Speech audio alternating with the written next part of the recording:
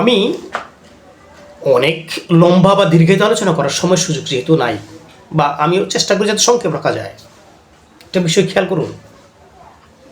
এই সমস্ত সৃষ্টির মধ্যে মানুষ শ্রেষ্ঠ। তো মানুষ যে কেন শ্রেষ্ঠ হলো, মানুষের জ্ঞান বুদ্ধি আকল দিয়েছেন, শ্রেষ্ঠতা করেছেন, কিন্তু মানুষের মধ্যে একটা বিষয় আছে, সেটা হচ্ছে আত্মশক্তি, আত্মার একটা শক্তি। এটা বিজ্ঞান এই পর্যন্ত আত্মশক্তি বলতে কিছু বিশ্বাস করে না, মন বলে বিশেষ বিশ্বাস করে না, তার মস্তিষ্কের কারুকার্য বা সমস্ত মস্তিষ্কের মধ্যেই ভাবে। যাক, এটা সেই বিষয় না। তো দিনই পথে মহাস্রষ্টার পথে, মহাস্রষ্টার সৃষ্টিতে মানুষ যে সৃষ্টি করেছেন, সমস্ত সৃষ্টির মধ্যে একটা সুপ্ত অবস্থায় আছে গভীরভাবে দূরদর্শিতা, যেটা বলি আমরা দূরদর্শিতা, জ্ঞানের বুদ্ধির ব্যাপারে মানুষের মধ্যে আত্মশক্তি, আত্মার একটা শক্তি আছে। একটু ইঙ্গিত করি, আপনারা তবে একটু হয়তো খেয়াল করতে পারেন বা বোঝার চেষ্টা করতে পারেন। সেটা হচ্ছে যখন হজরত আদম আলাইহিস সালাম, পূর্বে তো অনেক ইতিহাস আছে, মানব জাতির ইতিহাসের মধ্যে হজরত আদম প্রথম নবী, আদি পিতা হজরত আদম আলাইহিস সালামের ইতিহাসটাই আপনারা এইভাবে আমাদের কাছে মহাস্রষ্টা তুলে ধরেছে যতটুকু ততটুকু। তো আদম আলাইহিস সালামকে যখন সৃষ্টি করেন প্রথম, সমস্ত ব্যবস্থাপনার শেষে হজরত আদম আলাইহিস সালাম ভিতর বাহিরে আনুষঙ্গিকভাবে, মানে মানসিক এবং আত্মিকভাবে যা কিছু দান করা দরকার সমস্ত কিছু দান করেছেন।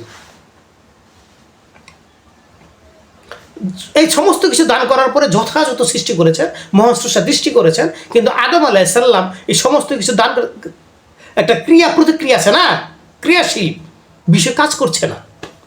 হজরত আদম আলাইহিস সালাম ধ্যানের সহিত বসে আছেন, মহান স্রষ্টা তার দৃষ্টি দিয়েছেন যে দেখি তার যে এই সমস্ত এত কিছু দেওয়ার পরে, দান করার পর, তার সৃষ্টিতে পরিপূর্ণ করার পরে তার যে একটা ক্রিয়াশীলতা, এটা নাই কেন? এই মহান স্রষ্টার দৃষ্টিটা 40,000 বৎসর গিয়েছে।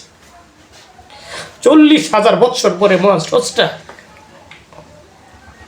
আদমের প্রতি রাগ, অনুরাগ, বিরাগে যাই বলি, ডাক দিয়েছে, আদম তোমাকে আমি এত কিছু দিলাম, এত কিছু সৃষ্টি সুন্দর করে সৃষ্টি করলাম, পরিপূর্ণ করে সৃষ্টি করলাম, এত দামি করে সৃষ্টি করলাম, তোমার মধ্যে ভিতরে বাহিরে যা কিছু দেওয়ার আমি সবই দিলাম, তুমি কার্যক্ষমতা তোমার মধ্যে নাই কেন বলো?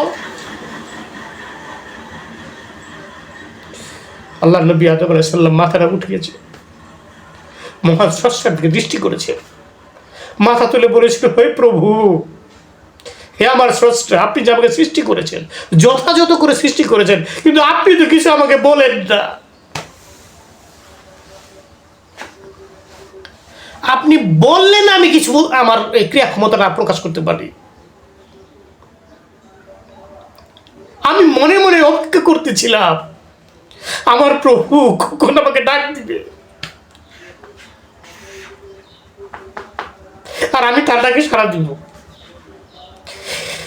40,000 বছর চলে গেল প্রভু, আমি শুধু অপেক্ষায় ছিলাম আমার প্রভু, আমার স্রষ্টা কখন ডাকে, আমি তার ডাকে সাড়া দিব যথাযথভাবে। আমি এই অপেক্ষা করতেছি, ভাবতেছিলাম, শুধু এই ধ্যানেই ছিলাম। এই ধ্যানে 40,000 বছর কেটে গেল। আল্লাহ খুশি হয়ে বললেন, আদম, তোমার যে মানসিকতা, দূরদর্শিতা প্রকাশ করলে, আপনার ভিতর বাহির সমালোচনা করতে যায় না, সহজভাবে মেনে চেষ্টা করবেন। অনেক বিষয় আছে এর মধ্যে, আরো আমি বলার অপেক্ষা নেই। মহান স্রষ্টা বলেছে, আদম, তুমি যে আদব দেখালে আমাকে, তোমার যে দূরদর্শিতা, পারদর্শিতা তুমি দেখালে, আমি সমস্ত সৃষ্টি করেছি, কিন্তু আমি সমস্ত সৃষ্টির মধ্যে আরেকটি বিষয় আমি তোমার সংযোগ করে দিলাম, সেটা হচ্ছে তোমার আত্মশক্তি, কালবের শক্তি, যেটা বলি আমরা। তোমার কালবের মধ্যে আমি এমন একটা শক্তি দিলাম, যে কালবের শক্তির দ্বারা তুমি আমার সাথে সংযোগের একটা বিশেষ পন্থা সৃষ্টি হবে বা লাভবান হবে এই আদম সন্তান। আমি সেটা ব্যবস্থা করে দিলাম। যাও, কি এর জন্য? আদমের জন্য পেয়েছে। এই যে মানুষের মধ্যে একটা কালবি শক্তি, আত্মশক্তি আছে, এই আত্মশক্তিটা মানুষ জাগতিকভাবে অনুধাবন করতে পারে না, যারা ধ্যানী জ্ঞানী তারাই পারে। একটা শক্তি আছে, এটা মহান স্রষ্টা দান করেছেন। তো এই শক্তিটা আপনার আমার মধ্যে আছে, আমরা সেই ব্যাপারে আমাদের কোনো হুঁশ আছে, এর ব্যবহার, এর কার্যক্ষমতা সম্পর্কে আমরা জ্ঞান অর্জন করতে পারি আজও দেখুন তো পারছি, চেষ্টা করছি। শুধু আমরা মস্তিষ্কের জ্ঞান নিয়ে পড়ে আছি, মস্তিষ্কের জ্ঞান নিয়ে বেশিরভাগ মানুষ পড়ে থাকে। এটা আলেম বলেন, জালেম বলেন, সাধারণ মানুষ, সব মানুষ এরকম। কিন্তু কাল্পের একটা শক্তি আছে, এই কাল্পের শক্তি সম্পর্কে মানুষ অবগত হতে চায় না বা সহজে বুঝার চেষ্টা করে না।